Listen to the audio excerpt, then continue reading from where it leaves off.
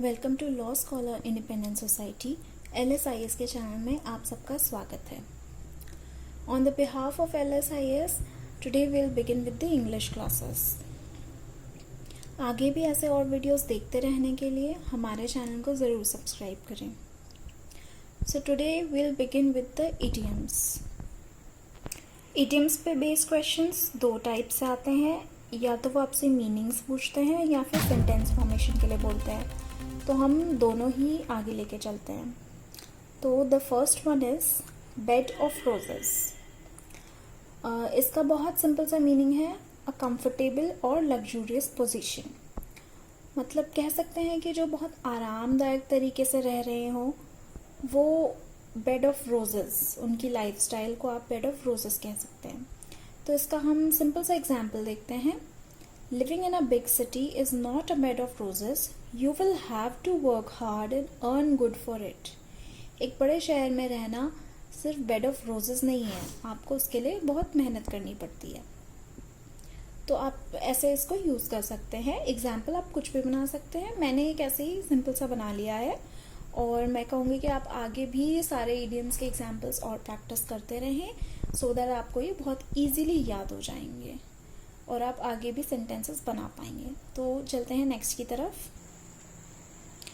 Eat like a bird, to eat very little. इसका मतलब है कि बहुत ही कम क्वांटिटी में, बहुत ही छोटे हिस्से में खाना, जैसे कि एक चिड़िया खाती है। तो इसका सीधा सा एग्जाम्पल देख लेते हैं। She is unable to maintain a healthy weight because she eats like a bird.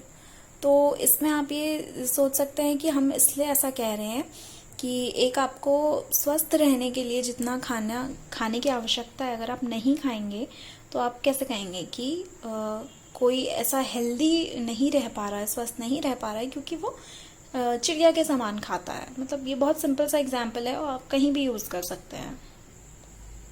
Next है हमारा क्राई ओवर स्प्लिट मिल्क। तो इसका मतलब है to complain about a loss from the past.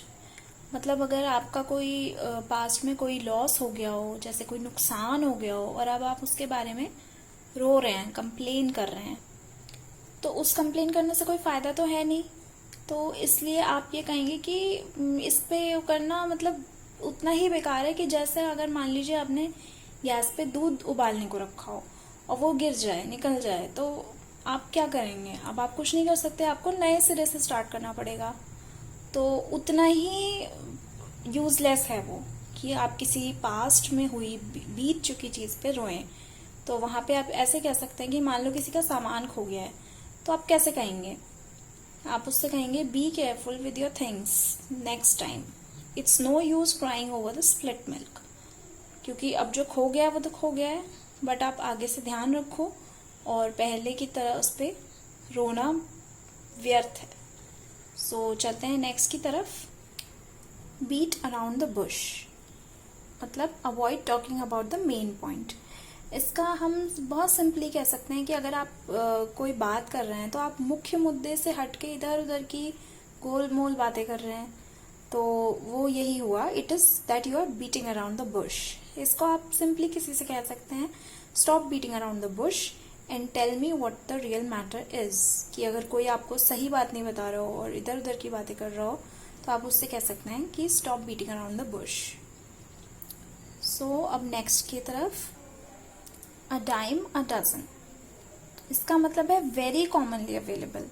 मतलब इतने आम तरीके से ये आपको हर जगह दिख जाएगा कि अब इसकी ज़्यादा वैल्यू ही ना रह गई हो, इसकी महत्वपूर्णता ही कम हो गई हो। इतना कॉमन होना, इतना आम हो जाना कोई चीज़, आप कहेंगे it is a dime a dozen.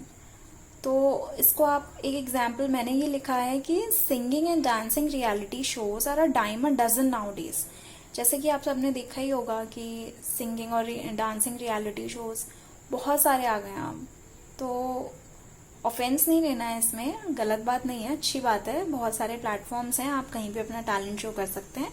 मैंने बस ऐसे ही एक एग्जाम्पल लिख दिया, आप कुछ भी लिख सकते हैं और ज़रूर और एग्जाम्पल्स भी प्रैक्टिस करिए।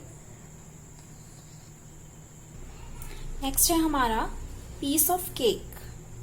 मतलब है कि वेरी इजी टास्क, मतलब बहुत ही आसान काम है जो आपके लिए। तो आप कहेंगे कि it's a piece of cake for me, मतलब जैसे कि केक खाना जितना आसान है उतना ही।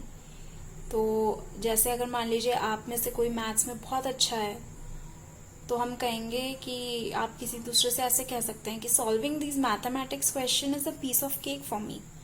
मतलब आपके लिए तो कोई कठिन बात है ही नहीं ना वो करना, बहुत ही आसान है। It's just a piece of cake for me. तो चलते नेक्स्ट। ऑन क्लाउड 7 और ऑन क्लाउड 9, या ये भी ध्यान रखिए कि ऑन द 7th हेवन, ये जो 3 इडियम्स हैं इन सब का सेम मीनिंग है। ऑन क्लाउड 9, ऑन क्लाउड 7 या द 7th हेवन, ये तीनों सेम है। तो इन तीनों का मतलब है एक्सट्रीमली हैप्पी। जब आप अत्यधिक खुश हो, बहुत ज़्यादा खुश हो, तो इसका आप ये वाले इडियम्स यूज़ कर सकते हैं। तो जैसे कि एक कोई टीम है, वो फाइनल मैच जीत गई, तो भाई वो तो होगी ना ऑन क्लाउड 9। तो आप इसके लिए लिख सकते हैं हमारा सीधा सा example, the team was on cloud 9 after winning the final match. Eat like a horse, तो ये जस्ट उसका ऑपोजिट है ईट लाइक अ बर्ड, उसका बिल्कुल उल्टा है। इसमें मतलब ओवर आप जब खा लें, ओवर इंडल्ज कर जाएं किसी चीज़ में, एंड बहुत लार्ज क्वांटिटी, बहुत ज़्यादा, तो वो ईट लाइक अ हॉर्स। तो इसका एक एग्जाम्पल है, you may fall sick if you do not stop eating like a horse without doing any work. अगर आप कोई भी काम करे बिना बहुत ज़्यादा खाएंगे तो आप बीमार पड़ सकते हैं। So now let's go to the next. Call it a day, इसका मतलब है टू गिव अप और स्टॉप डूइंग समथिंग, या टू डिक्लेयर द एंड। तो मतलब जब आप कोई काम कर रहे हो और आप उसको रोक दें या आप छोड़ दें और आपने कह दिया अब खत्म, अब और नहीं, तो it is calling it a day. इसका एग्जाम्पल देख लेते हैं। Due to the difficult situations at her job she has decided to call it a day. मतलब कि वो अपने जहाँ जॉब कर रही है वो, तो वहाँ पे इतनी डिफिकल्ट सिचुएशन है, वहाँ इतनी कठिन परिस्थितियां हैं कि वो अपना जॉब अब छोड़ रही है। तो शी हैज डिसाइडेड कि वो छोड़ देगी, तो आप ऐसे कह सकते हैं she has decided to call it a day. So now the last one for today. ये वाला मैंने बिल्कुल आजकल की करंट सिचुएशन के हिसाब से सिलेक्ट किया है, और इसको आप एक पॉजिटिव मोटिवेशन की तरह लीजिएगा। Every cloud has a silver lining. So every cloud has a silver lining का बहुत ही पॉजिटिव मीनिंग है। इसका मतलब है कि even a bad situation has a positive और होपफुल साइड। मतलब आपने बहुत बार सुना होगा कि हर बुराई में अच्छाई छिपी होती है, तो इसका मतलब भी वही है कि कितनी ही बुरी परिस्थिति आपके सामने आए, उसमें कुछ ना कुछ अच्छाई ज़रूर छिपी होगी। तो इसको आप आजकल के कॉन्टेक्स्ट में ऐसे यूज़ कर सकते हैं, even though the time of COVID-19 pandemic is quite dangerous, but every cloud has a silver lining, as we all have learned to pay more attention towards our health and hygiene, which will save us from many infections and diseases. तो sentence थोड़ा लंबा हो गया है, but let's see. बहुत easy meaning है। इसका मतलब है कि चाहे COVID-19 कोरोना वायरस पैंडमिक जो है ये बहुत ही खतरनाक है, लेकिन every cloud has a silver lining. तो मतलब इस बुराई में कुछ अच्छाई ज़रूर है। इसमें हमने बहुत ज़्यादा अपने हेल्थ और हाइजीन पे ध्यान देना शुरू कर दिया। हम छोटी छोटी बातों पे अलर्ट हो जाते हैं, हम बहुत साफ सफाई रखते हैं, हम बार बार हाथ धोते हैं। तो इस सब से हम कोरोना से तो बचने का मतलब है ही इसमें। आप कोरोना से बचने के लिए यही सब आपको करना है, और आप बाकी इन्फेक्शन से भी ज़्यादा इससे बचे रह सकते हैं। तो इस टाइम पे मैं यही कहूँगी कि आप सब लोग सेफ्टी मेजर्स और क्लीनलीनेस मेजर्स ज़रूर फॉलो करें, and stay safe, stay home. And आज के लिए इतना ही, दैट्स ऑल फॉर टुडे। सो अगर आपको ये वीडियो पसंद आए तो please like it, share it, और आपको कोई भी प्रॉब्लम हो तो आप कमेंट्स में मेंशन कर सकते हैं। And please subscribe to our channel.